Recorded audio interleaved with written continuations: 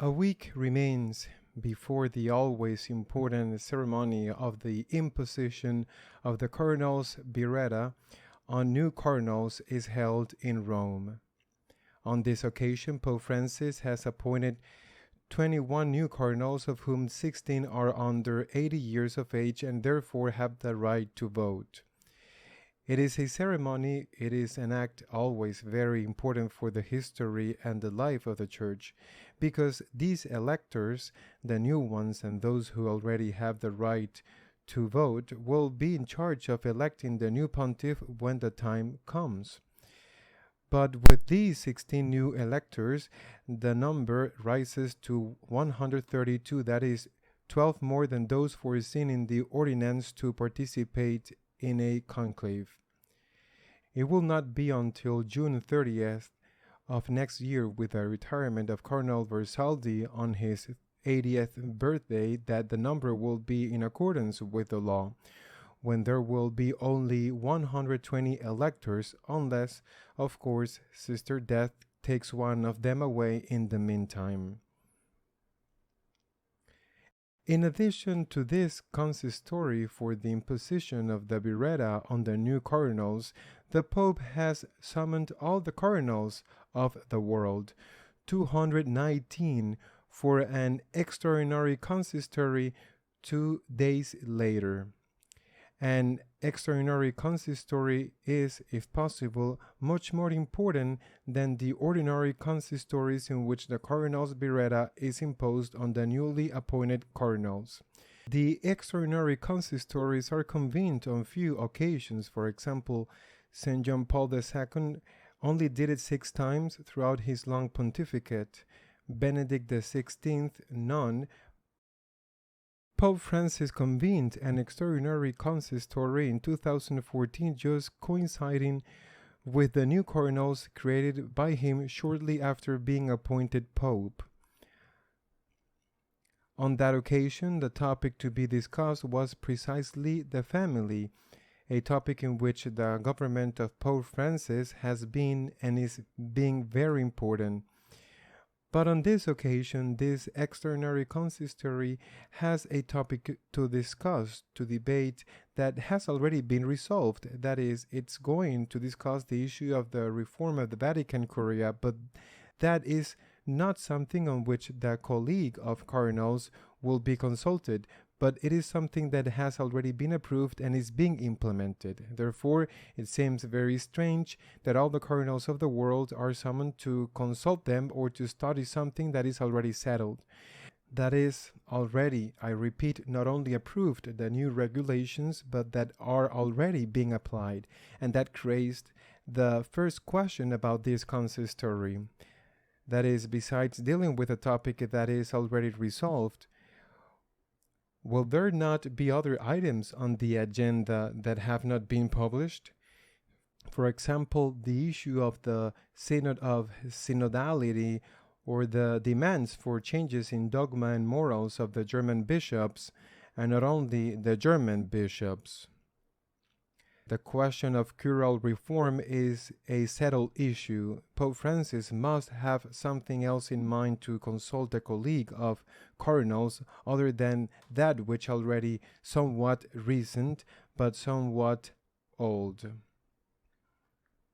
In addition to this, that is, besides the consistory for the cardinals' biretta on the 27th, on the following day, Pope Francis has decided to go to the city of L'Aquila.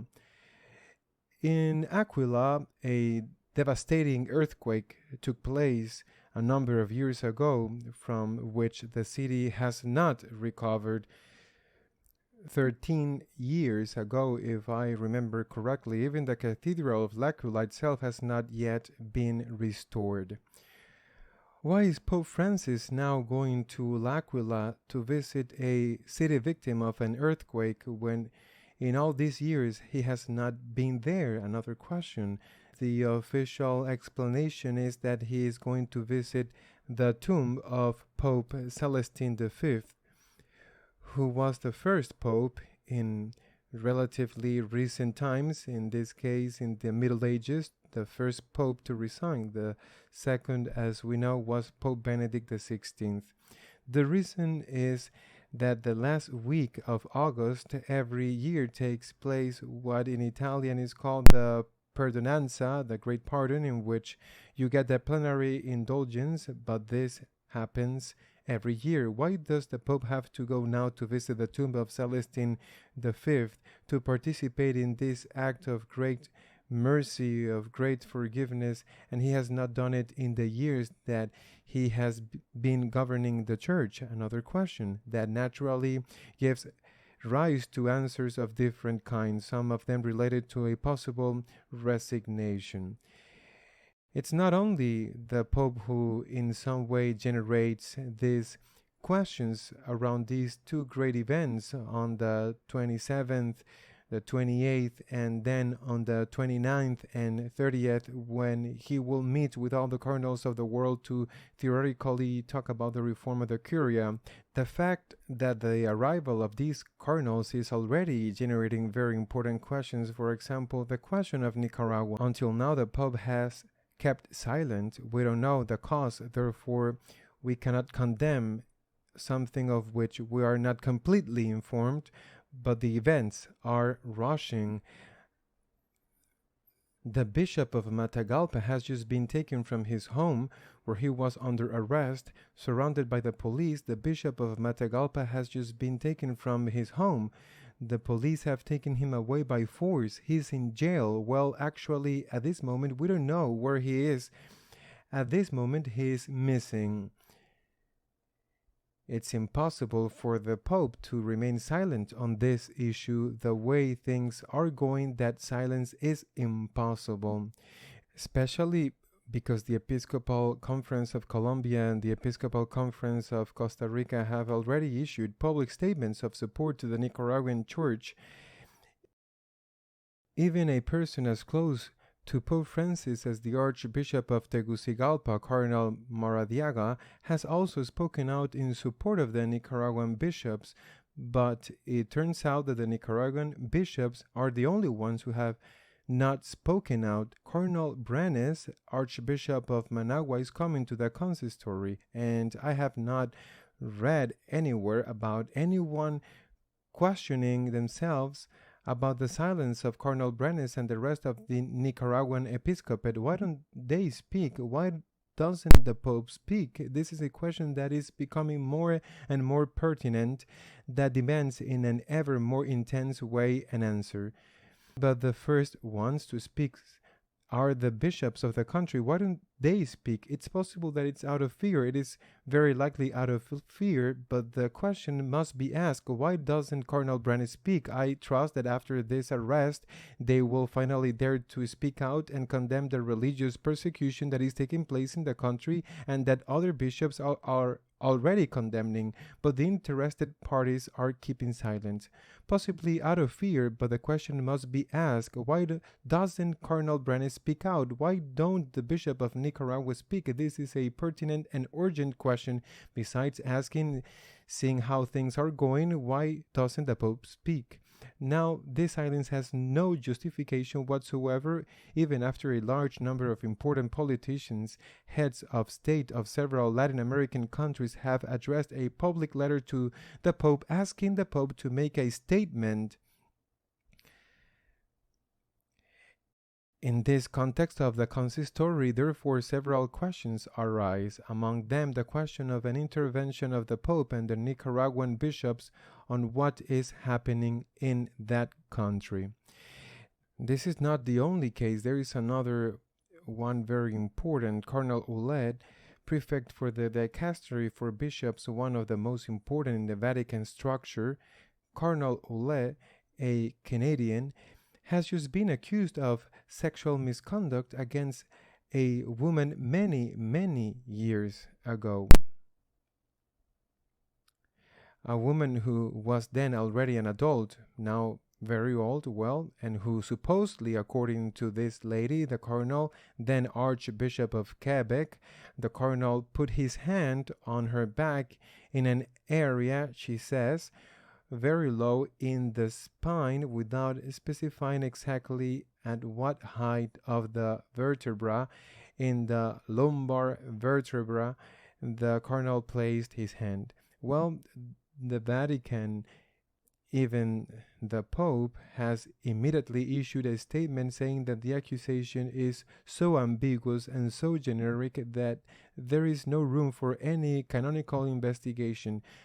But what counts here is not only that it is a false accusation, hypothetically at least, supposedly false against a cardinal, but the fact that Cardinal Ouellet has been the one who has been in third place in the number of votes in the two previous conclaves.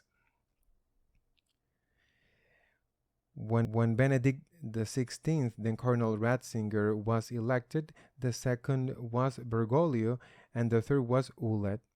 When Francis was elected, then Cardinal Bergoglio, the second was Cola, and the third was Ouellet. We are therefore faced with the discredit, the accusation, very possibly unfounded and absurd, but accusation launched publicly against a cardinal who has been number 3 in the order of the votes in the two previous conclaves and who could possibly be a consensus candidate in the event that one or the other line is not imposed in the next conclave. Well, this consensus candidate, who already has a privileged position because he was number 3, this consensus candidate has just been removed, eliminated.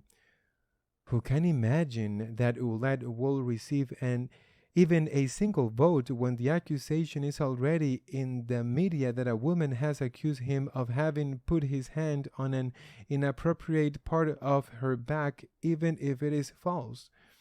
Ouellet's candidacy has absolutely disappeared.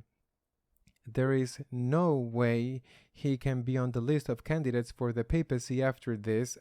I insist, after this, which is most probably false.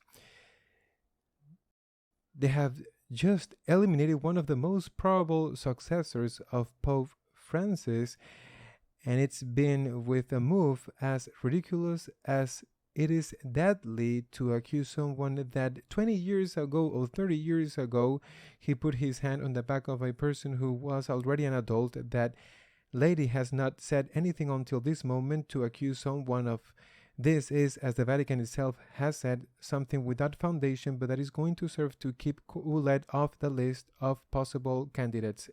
A moderate candidate who could have been a meeting point between the two factions currently dividing the church has just disappeared.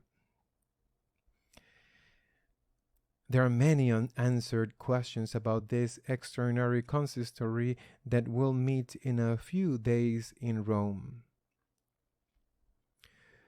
But I would like to end today with an appeal to pray for the people of Nicaragua.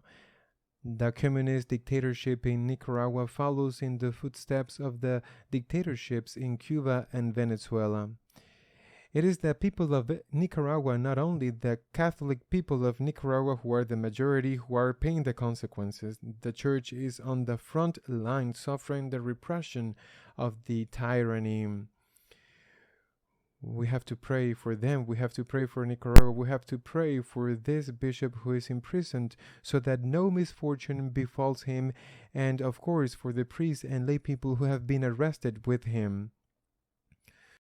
We have to pray for Nicaragua, and we have to pray also for the church, and in a particular way for those who are being falsely accused, as Cardinal Ouellet is possibly being.